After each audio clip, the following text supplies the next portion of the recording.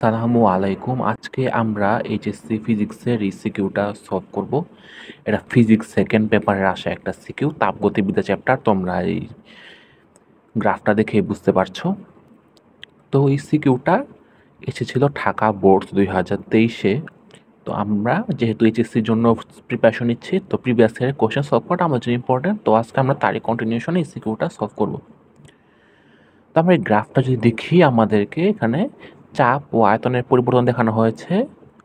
চাপের পরিবর্তনটা ওয়াই অক্ষ বরাবর, আয়তনের পরিবর্তনটা এক্স অক্ষ বরাবর। মানে এস, টি, পি, কিউ, আর এই বিন্দুগুলো দেওয়া আছে। এস বিন্দুতে আমরা দেখতে পাচ্ছি আয়তন 4 মিটার কিউব, টি বিন্দুতে 8 মিটার কিউব।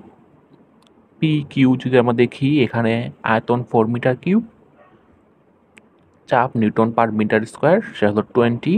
আর কিউতেও 8 মিটার কিউব হলো আয়তন, আর 20 নিউটন পার মিটার স্কোয়ার হলো চাপ। আর বিন্দুতে 8 মিটার কিউব আর 40 নিউটন পার মিটার স্কোয়ার হলো চাপ। তো এখানে ইম্পর্টেন্ট হলো যে, যেমন এস থেকে টি তে আমরা দেখি এ থেকে 8 হয়েছে, কিন্তু চাপের পরিবর্তন হয়নি। আবার কিউ থেকে আর এ 80 আছে, আমাদের আয়তনটা এখানে আয়তনের পরিবর্তন হয়নি। তো এই পার্থক্যগুলো আমাদের জন্য ইম্পর্টেন্ট বোঝা। এটা আমরা সলভ করার সময় এটা আমার লাগবে, যে কোন স্থান থেকে কোথায় চাপের পরিবর্তন হয়েছে, কখন চাপের পরিবর্তন হয়নি, কখন আয়তনের পরিবর্তন হয়েছে, কখন আয়তনের পরিবর্তন হয়নি। এগুলো আমাদের মনে রাখতে হবে। তাই এইটার আমি চাই তোমরা এটা চিত্রটা এখনই এঁকে ফেলো, তাহলে তোমরা যখন আমরা খতে সলভ করবো তখন এটা আমাদের কাজে লাগবে। কোথায় আয়তন চাপ পরিবর্তিত হয়েছে, কোথায় পরিবর্তিত হয়নি। তো এখানে দেখলাম আমি চাপ ও আয়তনের পরিবর্তন। এবং কিউ থেকে আর এ যেতে, এই যে কিউ থেকে যে আর এ গিয়েছে, তাপগতি ব্যবস্থায় 80 জুল তাপ শক্তি সরবরাহ করা হয়েছে। এটা আমাদেরকে একটা তথ্য দিয়েছে, ঠিক আছে। কতে বলছো অভ্যন্তরীণ শক্তি কাকে বলে? ঘতে রুদ্ধতাপীয় প্রসারণে সিস্টেম শীতল হয়, সেটা ব্যাখ্যা করো। গতে উদ্দীপক অনুসারে আর অবস্থানে আসতে তাপগতি ব্যবস্থাটিতে অন্তস্থ শক্তির পরিবর্তন কত? কিউ থেকে আর, এটা জন্য আমাদের একটি তাপ শক্তি সরবরাহ করা হয়েছে, সেটা অন্তস্থ শক্তির কি পরিবর্তন হয়। আর ক্ষতে উদ্দীপক অনুসারে পি কিউ আর পি চক্রের প্রতিটি ধাপে কাজের তুলনা করো। পি কিউ আর পি, এই যে পুরো চক্রটা, সেটার প্রতিটি ধাপের কাজের তুলনা আমাদেরকে করতে হবে। তো এখন আমার সবাই চলে যাচ্ছি, তার অবশ্যই ভিডিওটাকে লাইক দিবে আর চ্যানেলটা সাবস্ক্রাইব করবে। কতে বলেছিল অভ্যন্তরীণ শক্তি কাকে বলে? প্রত্যেক সিস্টেমের মধ্যে এমন একটি নির্দিষ্ট পরিমাণ শক্তি সুপ্ত অবস্থা থাকে, যার দ্বারা সিস্টেমটি অবস্থা অনুযায়ী বিভিন্ন প্রকার শক্তি উৎপন্ন বা রূপান্তর করতে পারে, এবং সিস্টেম সঞ্চিত এই সময় শক্তিকে অভ্যন্তরীণ শক্তি বলে। সিম্পল, এক ধরনের সুপ্ত অবস্থা থাকা শক্তি, যেটিকে আমরা অবস্থা অনুযায়ী বিভিন্ন প্রকার শক্তিতে রূপান্তর করতে পারি বা উৎপন্ন করতে পারি। ক্ষতে রুদ্ধতাপের প্রসারণে যে সিস্টেম শীতল হয়, সেটা আমাদের দেখাতে হবে। রুদ্ধতাপের প্রসারণের সময় সিস্টেম কর্তৃক সম্পাদিত কাজ সিস্টেমের অভ্যন্তরীণ শক্তি ব্যয়ে সম্পাদিত হয়। যেহেতু রুদ্ধতাপের প্রসারণে তাপের আদান প্রদান হয় না, তাই ডি কিউ ইকুয়াল টু 0। তাপের আদান প্রদান হয় না, তাই আমাদেরকে বাইরের থেকে তাপ আমরা নিতে পারছি না, তাই অভ্যন্তরীণ শক্তি ব্যয় করেই এই কাজটা সম্পন্ন করতে হয়।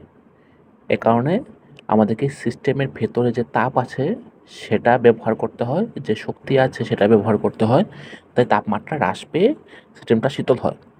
এই গাণিতিক ব্যাখ্যা যদি আমরা দেখি, আমরা দেখেছি ডি কিউ ইকুয়াল টু 0, এবং আমরা জানি D Q equal to D U plus D W. রুদ্ধতাপীয় প্রক্রিয়ায় ডি কিউ ইকুয়াল টু 0, তাহলে D W equal to minus D U. পাচ্ছে যে আয়তন প্রসারণ যখন ঘটে তখন ডি ডাব্লিউ ধনাত্মক, আর ডি ডাব্লিউ যেহেতু ধনাত্মক, তখন ডি ইউটা ঋণাত্মক আমরা দেখতে পাচ্ছি এখানে, যা আমাদের নির্দেশ করে যে সিস্টেমের অন্তঃস্থ শক্তি হ্রাস পাচ্ছে, আর অন্তঃস্থ হ্রাস পাওয়ার কারণে রুদ্ধতাপের প্রসারণে সিস্টেম শীতল হয়। সংক্ষেপে বলতে গেলে রুদ্ধতাপের প্রসারণে এই 1 নং থেকে আমরা বলতে পারি যে, যখন ডি ডাব্লিউ ধনাত্মক অর্থাৎ প্রসারণ হচ্ছে, তখন ডি ইউ ঋণাত্মক, মানে অন্তঃস্থ শক্তি হ্রাস পাচ্ছে, ফলে সিস্টেমটা শীতল হচ্ছে। গোতে আমাদেরকে দেখাতে হবে যে কিউ থেকে আর এর ক্ষেত্রে অন্তঃস্থ শক্তির পরিবর্তন কত হয়। কিউ থেকে আর আমরা দেখেছিলাম, আশা করছি তোমরা চিত্রটা এঁকে নিয়েছো, এবং তোমার চিত্রটা যদি দেখো তাহলে দেখতে পারবে যে কিউ থেকে আর এর ক্ষেত্রে আয়তন স্থির আছে, এখানে আয়তনের পরিবর্তন নেই, তাহলে এটা সময় আয়তন প্রক্রিয়া। যেহেতু সময় আয়তন, তাহলে আমরা বলতে পারি যে ডেল ভি বা ডিভি ইকুয়াল টু 0। কৃত কাজ আমরা জানি d W equal to p del v, এটাও 0 হবে। ডেল ভি এখানে 0 বসালে পুরো কৃত কাজটাই 0 হবে। গৃহীত তাপ আমরা উদ্দীপকে দিয়েছিলাম হলো d Q equal to +80 joule, উদ্দীপিত হচ্ছে তাই প্লাস। কৃত কাজ ডি ডাব্লিউ ইকুয়াল টু 0 আমরা এখানে দেখলাম। তাহলে অন্তঃ শক্তির পরিবর্তন ডি ইউ কত হবে? অন্তঃ শক্তির পরিবর্তন ডি ইউ আমরা জানি যে D U equal to D Q plus D W. যেহেতু ডি ডাব্লিউ 0, তাহলে D U equal to D Q হবে, আর D U equal D Q হলে ডি কিউ হলো 80 জুল। তো উদ্দীপক অনুসারে আর অবস্থানে আসতে তাপগতি বিবেচিত অন্তঃ শক্তির পরিবর্তন হলো +80 জুল। হতে আমাদেরকে P Q R P E পুরো চক্রের প্রতিটি ধাপে কৃত কাজের তুলনা করতে হবে, যে পরিমাণ কৃত কাজ হয়েছে সেটা তুলনা করতে হবে। প্রথম ধাপে পি থেকে কিউ, এখানে চাপ স্থির থাকে। তোমার যে চিত্রটা এঁকে নিয়ে থাকো, চিত্রটা দেখলে বুঝতে পারবে এখানে চাপ স্থির, তার মানে এটা সমচাপীয় প্রক্রিয়া।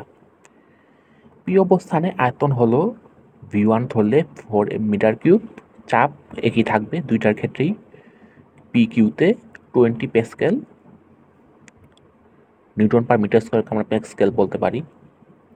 আর কিউ অবস্থানে আয়তন হলো V2 8 মিটার কিউব। আরটা আমাদের এখন লাগবে না, পরে লাগবে। আর এর ক্ষেত্রে V3 আয়তন ধরলে 8 মিটার কিউব, আর চাপ P3 40 প্যাসকেল। আরটা এখন আমাদের লাগবে না, আমাদের এখন পি কিউ নিয়েই কাজ। প্রথম ধাপে পি থেকে কিউতে যায়, যেহেতু পি কিউ নিয়েই কাজ। তো এই প্রথম ধাপে পি কিউতে কৃত কাজ ডি ডাব্লিউ 1 p del v, p del v p V2 minus V1। পিটা আমরা জানি এখানে সমান, যেহেতু 20 হবে। আর V2 মাইনাস V1, V2টা হলো 8 আর V1টা হলো 4, তাহলে 80 জুল। আমরা প্রথম ধাপটা শেষ করে ফেললাম। দ্বিতীয় ধাপে যদি আমরা দেখি, কিউ থেকে আর অবস্থানে যেতে আয়তন স্থির, তার মানে সম আয়তন প্রক্রিয়া।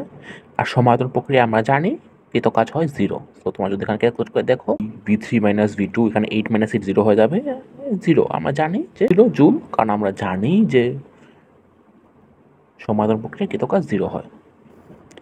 তৃতীয় ধাপে আর থেকে পি অবস্থানে যাওয়ার ক্ষেত্রে কৃত কাজ, আমি তোমাদের চিত্রটা এখন দেখাচ্ছি না, তোমার যদি চিত্রটা যদি দেখো তাহলে দেখতে পারবে যে আর থেকে পি এটার যে এরিয়া আছে, যেমন চিত্রটা আমি একবার দেখিয়ে দিই। আমাদেরকে যদি আর থেকে পিতে কৃত কাজ বের করতে হয়, তাহলে আমাদেরকে এই পুরো এরিয়াটা লাগবে। যে আর থেকে পি, আর থেকে যে পি হয়েছে, আর থেকে যে পি হয়েছে, এই পুরো এরিয়াটাই বের করলে আমরা কৃত কাজ বের করতে পারবো। আর এই পুরো এরিয়াটা তুমি দেখো, এটা হলো একটা ট্রাপিজিয়াম। এই ট্রাপিজিয়ামের এরিয়াটা আমাদেরকে বের করতে হবে। তাহলে এখানে যে আর পি এস টি আর, আর পি এস টি আর যে ট্রাপিজিয়াম, সেটা যদি আমরা বের করতে পারি, তার ক্ষেত্রফলটা সেটাই হলো আর থেকে পি এর যাওয়ার ক্ষেত্রে যে কৃত কাজ সেটার মান। তাহলে আমাদেরকে আর থেকে পি এর কৃত কাজটা বের করার জন্য এই ট্রাপিজিয়ামটার, আর পি এসটা ট্রাপিজিয়ামের ক্ষেত্রফলটা বের করতে হবে। তো আর থেকে পি যাওয়ার ক্ষেত্রে কৃত কাজের ক্ষেত্রে আমাদেরকে আর পি এস টি আর ট্রাপিজিয়ামের ক্ষেত্রফলটা বের করতে হবে। আর পি এস টি ট্রাপিজিয়ামের ক্ষেত্রে আমরা জানি ক্ষেত্রফলের সূত্র হলো হাফ ইন্টু সমান্তর বাহুদ্বয়ের যোগফল গুণ সমান্তর বাহুদ্বয়ের মধ্যবর্তী দূরত্ব। পি এস আর আর টি যোগফল হবে 20 প্লাস 40। তোমার চিত্রটা দেখলেই বুঝতে পারবে, আশা করি তোমার চিত্রটা ছবি তুলে নিয়েছো বা এঁকে নিয়েছো।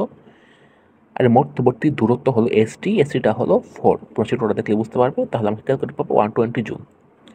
এবং যেহেতু আর থেকে পিতে যেতে আয়তন হ্রাস পায়, তোমরা যদি চিত্রটা দেখো তাহলে বুঝতে পারবে যে এখানে আর থেকে পিতে যেতে আয়তনটা হ্রাস পাচ্ছে। আর থেকে পিতে দেখো নিচের দিকে যাচ্ছে, আয়তনটা এখানে হ্রাস পাচ্ছে। যেহেতু আয়তনটা এখানে হ্রাস পাচ্ছে, তো এখানে কিন্তু কাজ হবে ঋণাত্মক, মানে -120 জুল। তো এখানে শুধু আমরা যে মান নেই, তাহলে দেখতে পারবো যে ঋণাত্মক নাকি ধনাত্মক এটা না দেখে শুধু মান নিলে আমরা দেখতে পাবো যে DW3 সবচেয়ে বেশি কাজ হচ্ছে, DW1 তারপর সবচেয়ে বেশি কাজ, আর DW2 সবচেয়ে কম কাজ হচ্ছে।